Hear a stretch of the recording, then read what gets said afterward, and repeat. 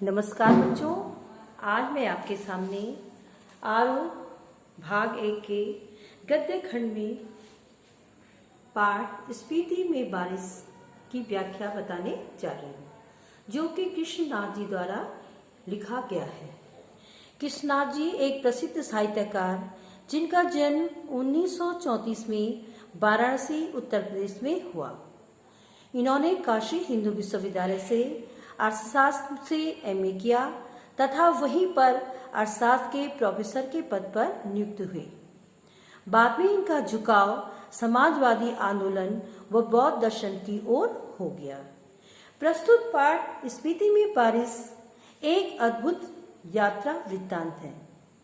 इसमें वर्ष 1971 के अनुसार वे स्मृतियां हैं जो इतिहास के प्रभाव में सिर्फ स्थानीय होकर रह गई हैं, लेकिन जिनका संपूर्ण भारतीय लोकमानस से गहरा रिश्ता रहा है। प्रस्तुत पाठ में लेखक ने हिमाचल प्रदेश के लाहौल स्पीति जिले की तहसील स्पीति में कठिनाई से भरे लोगों के जीवन, जनसंख्या, ऋतु, फसल, जलवायु एवं भूगोल का वर्णन किया है, जो सभी परस्पर एक दूसरे से संबंधित है। अब आगे कृष्णनाथ जी अपनी यात्रा वृत्तांत में कहते हैं कि स्पीति हिमाचल प्रदेश के लाहौल स्पीति जिले की तहसील है। लाहौल स्पीति का यह योग भी आकस्मिक ही है। इनमें बहुत योगायोग नहीं है। ऊंचे दर्रों और कठिन रास्तों के कारण इतिहास में भी कम रहा है, क्योंकि यहाँ आने जाने का आवागमन के साधन बिल्कुल भी नहीं। अलंग्य भूगोल, अलंग्य माने जिसको कि पार नहीं किया जा सकता, भूगोल उसकी जो भौगोलिक दशा है, यहाँ इतिहास का एक बड़ा कारक है। अलंग्य भूगोल, क्योंकि वहाँ पे आवागमन के साधन नहीं है, इसलिए इतिहास में यहाँ का इतिहास होना भी एक बड़ा कारक है। इतिहास में इसका नाम क्या है, ये इसी रूप में बताया गया है कि ऊंचे दर्रे और कठिन रास्तों के कारण इसमें इतिहास भी कम है। अब जबकि संचार में कुछ सुधार हुआ है, तब भी लाहौल स्पीति का योग प्राय वायरलेस सेट के जरिए है। लेखक अपने यात्रा वृत्तांत के आधार पर इस पाठ के बारे में बता रहे हैं, स्पीति के बारे में बता रहे हैं कि वायरलेस सेट के जरिए ही वहां पे क्या होती है, एक दूसरे से बातें होती हैं, जो केलंग और काजा के बीच खड़कता रहता था। केलंग और काजा के बीच ही वायरलेस सेट के जरिए बातें होती रहती थी। फिर भी केलंग की बादशाह को भय लगा रहता है कि कहीं काजा का सूबेदार उसकी अवज्ञा तो नहीं कर रहा है, कहीं उसका कहना नहीं मान रहा है, कहीं बगावत तो नहीं करने वाला है, क्योंकि इतनी दूर रास्ते दुर्गम, तो वहां का हालचाल कुछ भी मालूम नहीं होता था। केवल वायरलेस के द्वारा ही पता चलता था। तो केलंग के बादशाह को हमेशा यह भय सताता रहता था कि कहीं वह बगावत तो नहीं करने वाला है, लेकिन सिवाय वायरलेस सेट पर संदेश भेजने के वह कर भी क्या सकता है। वसंत में भी 170 मील जाना आना कठिन है और शीत में तो प्राय असंभव है। जब शीत ऋतु होती है तो कोई भी उन रास्तों में आवागमन नहीं कर सकता, और बसंत ऋतु में जबकि मौसम थोड़ा ठीक हो जाता है, तब भी 170 मील आना जाना कठिन ही है।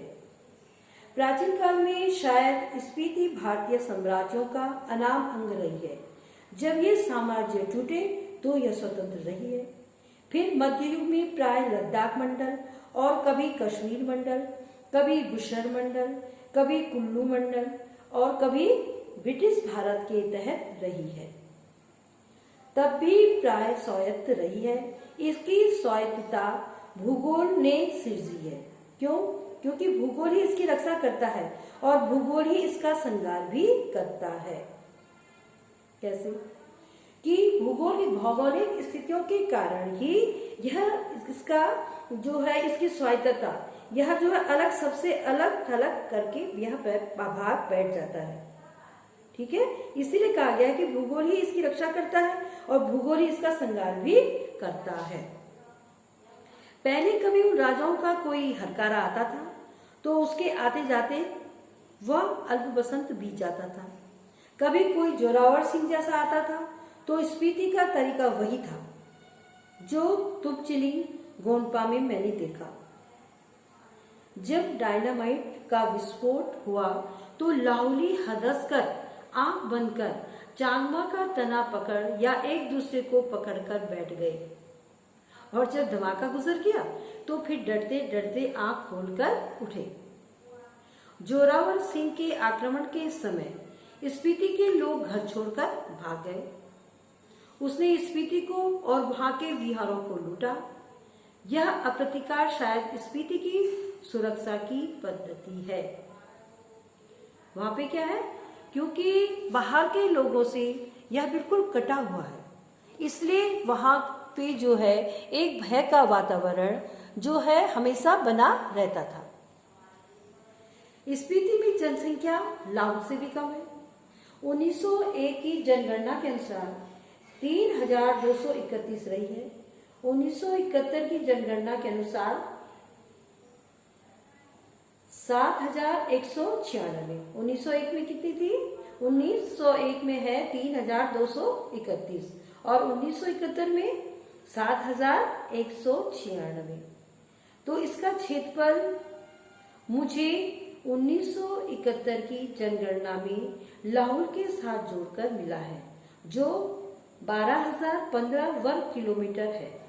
स्पीति का अलग क्षेत्रफल नहीं दिया गया है।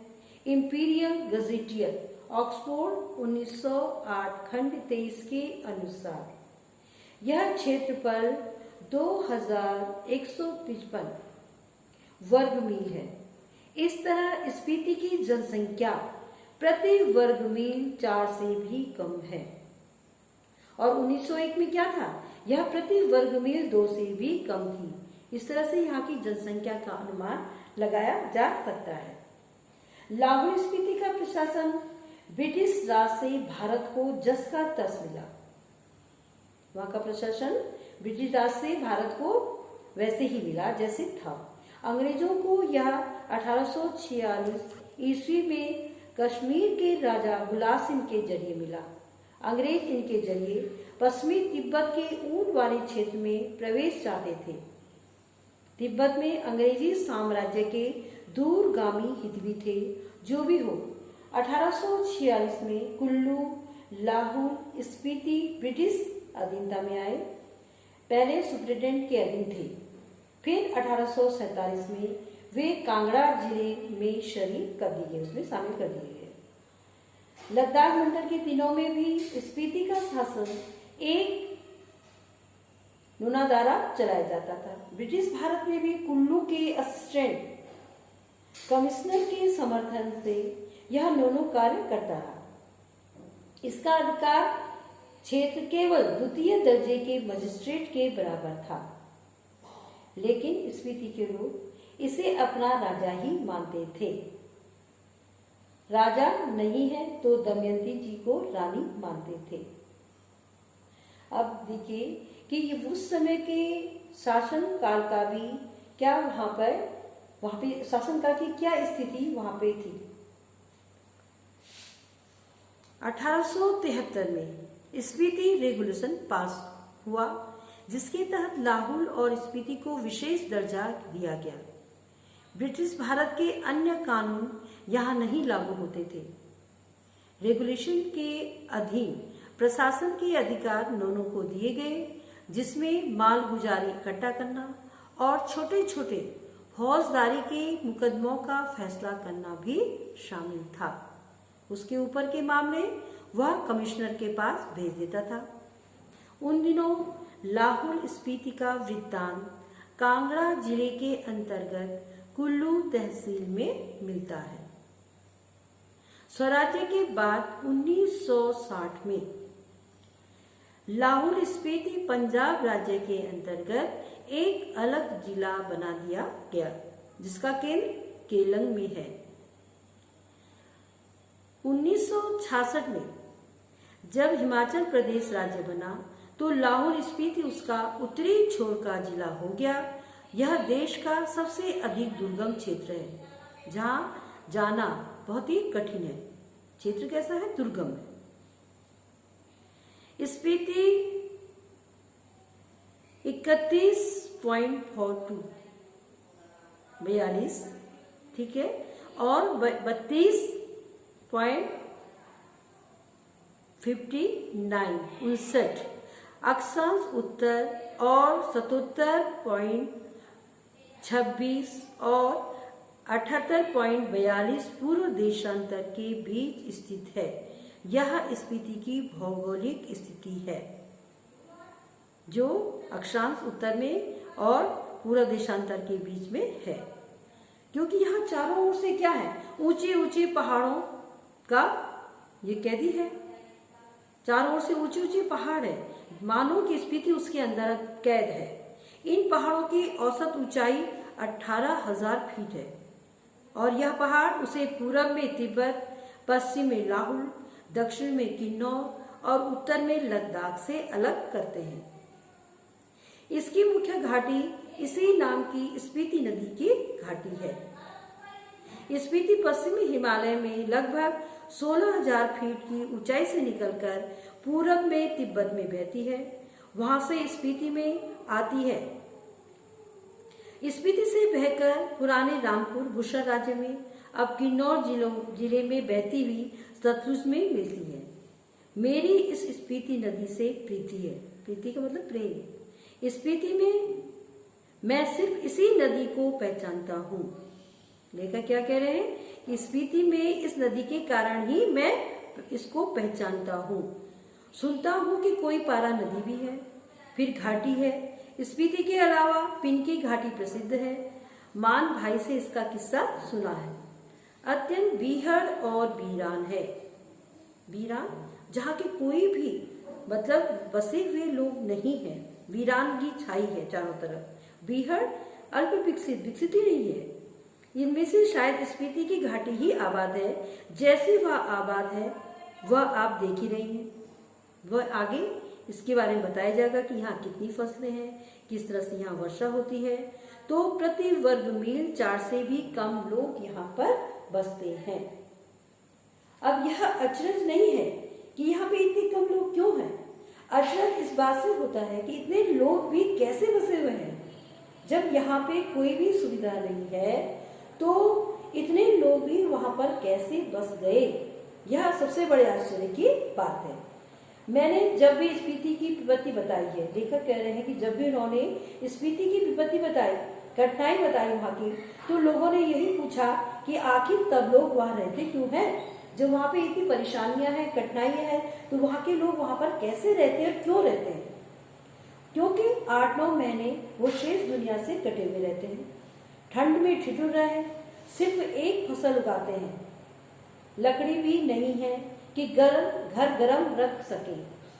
वृत्ति नहीं है, कोई रोजगार नहीं है, फिर क्यों रहते हैं। क्या अपने धर्म की रक्षा के लिए रहते हैं? अपनी जन्मभूमि के मर्मोत्तर के कारण रहते हैं कि अपनी जन्मभूमि, हमने यहाँ जन्म लिया है तो हमें यही रहना है। इस प्रेम के कारण क्या लोग वहां रहते हैं, या इस मजबूरी में रहते हैं कि कहीं और आ जा नहीं सकते, कहाँ जाए, या फिर बातों के साथ साथ यह सब कारण है।